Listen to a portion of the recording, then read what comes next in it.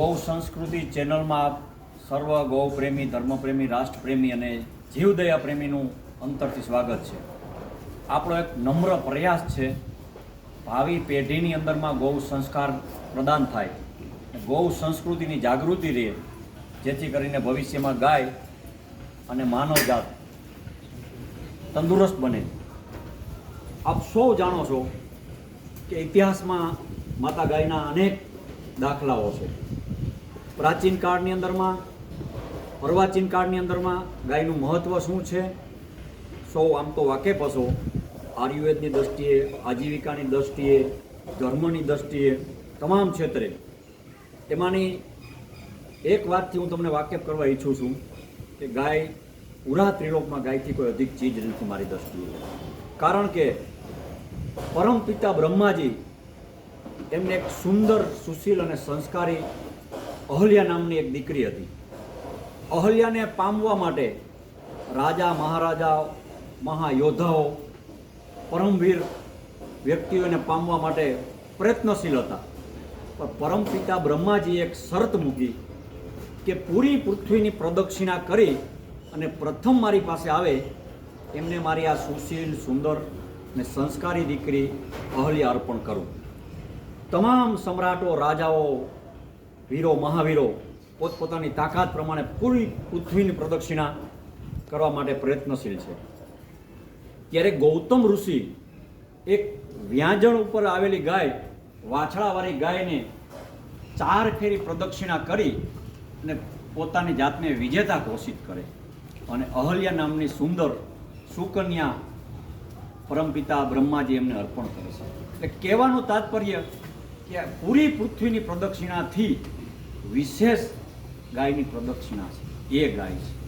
એથી વિશેષ એક વાત કહું, આપ સૌ જાણતા હશો રામાયણથી, પણ મારું અંગત માનવું છે કે પૂરી રામાયણની રચિતા જો કોઈ હોય તો કેવળ ને કેવળ એ માતા ગાય છે મિત્રો. કારણ કે રઘુકુળની અંદર, રામકુળની અંદરમાં પૂર્વે દિલીપ નામના રાજા થઈ ગયા. દિલીપ મહાન રાજા હતા, સમ્રાટ હતા, અમાપ સંપત્તિના સ્વામી હતા. પણ ખોરડે મોટી ખોટ, એમ સંપત્તિ હતી પણ સંતતિ ન હતી. બાળકનો અભાવને કારણે અનેક ઔષધિ, અનેક આયુર્વેદ પદ્ધતિથી ઉપચારો કરેલા, પણ ક્યાંય ઉપચાર મળતો નહોતો. ત્યારે એક આર્યદ્રષ્ટા ઋષિનો એમને ભેટો થાય છે અને ઋષિના કહેવાથી એ નંદની નામની ગાય પાળે છે. એ નંદની નામની ગાયની પોતે જાતે સેવા કરે છે, એમનું ગોબર ઉઠાવે છે, એમના ગૌમૂત્ર ઉઠાવે છે, એમને નિરણ પાણીની વ્યવસ્થા એને માતા ગાયના સાનિધ્યમાં રાજા દિલીપ સમ્રાટ રાજા હોવા છતાં પણ ગાયના સાનિધ્યમાં રહે છે. ગાયના પંચગવ્ય આરોગવાથી, ઘી, દૂધ, માખણ, છાશ, દહીં આરોગવાથી ધીરે ધીરે ધીરે જે એના શરીરની અંદરમાં ઉણપતિ એ બધી છતી નાબૂદ થાય અને આગામી સમયમાં માતા ગાયના પ્રતાપે ધીરે ધીરે એમની રાણી ગર્ભવતી બને છે. સમય જતાં એમને ત્યાં એક ભગીરથ નામનો ઓજસ્વી, તેજસ્વી અને પ્રકાશિત પુત્ર પ્રાપ્ત થાય કે જેણે ગંગાજીને આકાશમાંથી પાતાળ લોકમાં લેવાય. આવી ક્ષમતાવાળો માતા ગાયના પ્રતાપથી એ પુત્ર પ્રાપ્ત થાય. અને એ ભગીરથ પછી એના પછીના એ ભગીરથના સૌદાસ, સૌદાસના ખટવાંગ, ખટવાંગના રઘુ, રઘુના પૃથુસવા, પૃથુસવાના અજ, અજના દશરથ અને દશરથના રામ. આપ સૌ વાકેફ હશો. પૂરી રામાયણની રચિતા માતા ગાય છે.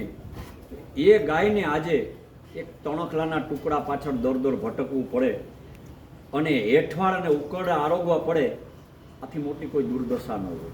એટલે ભાવિ પેઢીને જાગૃત કરવા માટે, ગાયને સ્વાવલંબી બનાવવા માટે અને પ્રજાને આયુષ્યમાન અને આરોગ્યમાન બનાવવા માટેના અમારી આ ગૌ સંસ્કાર નામની ચેનલ વધુને વધુ શેર કરજો.